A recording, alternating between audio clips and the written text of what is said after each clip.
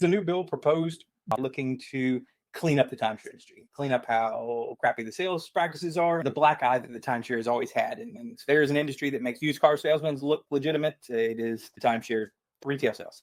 So this bill is looking to make buyers more aware of what they're buying before they sign that contract. It also looks to extend the rescission period to a minimum of 14 days. And 100%, I am all for that. I think that is the greatest idea since sliced bread. We've been preaching for a much longer rescission period, even 30 days or longer, for many, many years.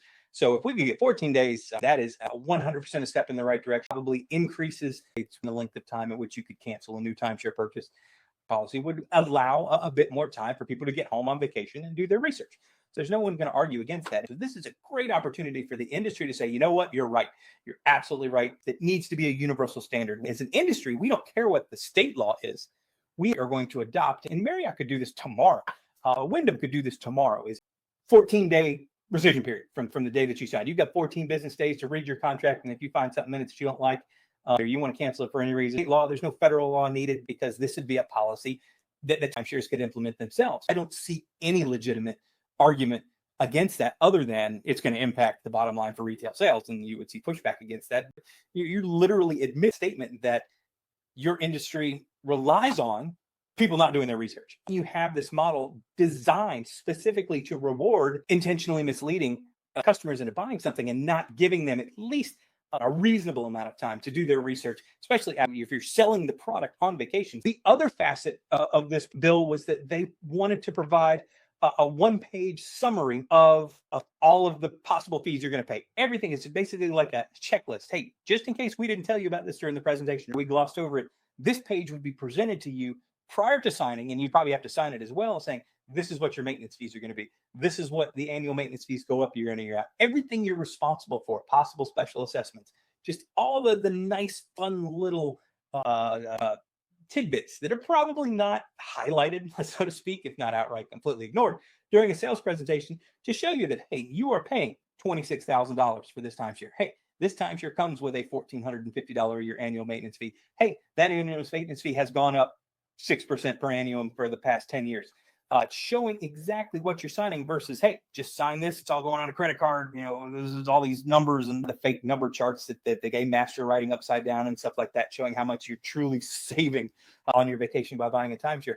No, I want the fact sheet of my obligations as an owner. Everything I'm going to be expected to pay, when I'm going to be expected to pay it, how much it's cost in the past, how much. I realize that there's no way for you to predict what a timeshare maintenance fee is going to be 5 years or 10 years down the road, but you got a pretty idea based on your historical markers what it was. 10 years ago, it was 40% of what it is now. So, things aren't getting cheaper. It's a good bet that the timeshare maintenance fees are going to go up. Even if you took took the average per annual increase over the past 10 years, you can even say that, hey, this is just what it's been the past 10 years. Could be higher, could be lower. But to be upfront and have that document, I thought that was another fantastic part of this bill. This is something that Marriott, Wyndham, Hilton, Diamond, every single timeshare developer can say, hey, you know what? We are going to take responsibility for the shortcomings of consumer protection in this industry.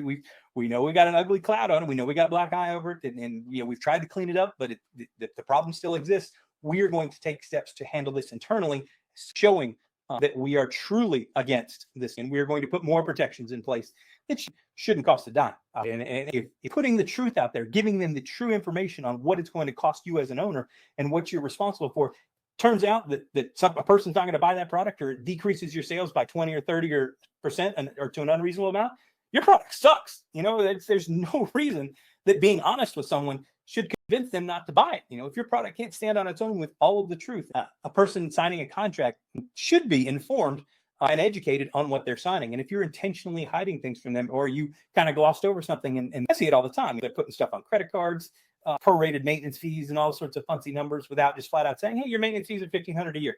And it's probably going to go up 4% a year on an average over the next 10 years. So 10 years from now, they'll be $2,200. If your product can't stand that, if your product can't stand on its own and then provide the value there, well, that's your problem. You shouldn't have to hide that for a consumer who is engaging in a lifetime contract with you.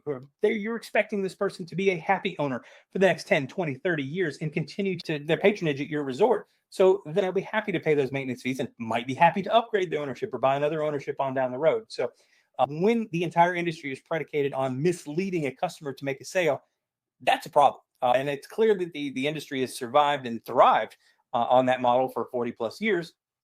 This bill proposed has two great ideas in it that I think the industry could adopt overnight. And I challenge whether it's any developer to give me a good reason why. Tell me, send me an email, whatever, post it on your Facebook page. I don't care. I'll come on and debate you all day long. Give me one reason why timeshares across the nation, every state should not have a 10 to 14 day rescission period. Just give me one valid reason legitimately hurts your business model other than more people would cancel because they found out they were lied to or that they were misled or something was omitted from the sales presentation. So, and if you can't provide one, it's great PR. Hey, we're making an effort to clean up this industry. And I challenge any of the timeshares out there to be the first to do it. It doesn't have to be universal for now. Marriott, take a step up. Say, hey, you know what? This is a great idea. We're going to increase rescission periods a minimum. If any state that has less than 10-day rescission period, boom, it's going to 10 days or 14 days or whatever the number happens to be, some sort of increase on a contract basis. That way, the rescission period is always the same. It doesn't matter where they buy. They always have 10 or 14 days to cancel. So, that's just common sense. That is a very, very easy